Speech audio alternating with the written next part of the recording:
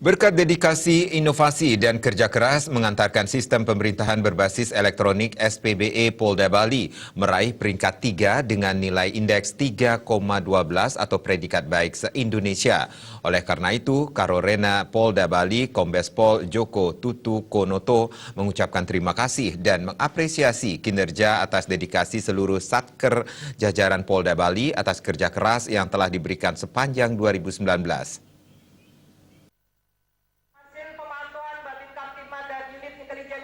Ditambahkan mantan Karorena Polda Sulawesi Utara ini, masalah penggunaan anggaran betul-betul ditanggungjawabkan oleh masing-masing Kasatker selaku kuasa pengguna anggaran. Anggaran yang diberikan oleh negara harus digunakan sesuai dengan peruntukannya untuk kepentingan organisasi. Untuk diketahui bahwa realisasi anggaran Polda Bali sampai dengan Mei 2020 sudah mencapai 48,69%. Kemudian terjadi redesign program Polri tahun anggaran 2021.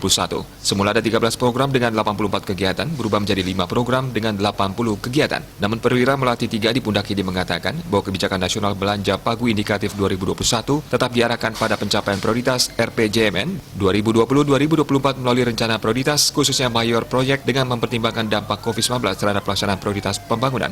Rencana pengkajian organisasi dilakukan dari tingkat Polda, Polres, dan Polsek, seperti usulan penguatan struktur organisasi Itwasda, pembentukan Polres Bandara Igusti Ngurah Rai, pembentukan Satpam Ovid Polres dan Polresta, pembentukan Polsek Denpasar Utara, Polresta Denpasar, dan Polsek Jembrana, Polres Jembrana.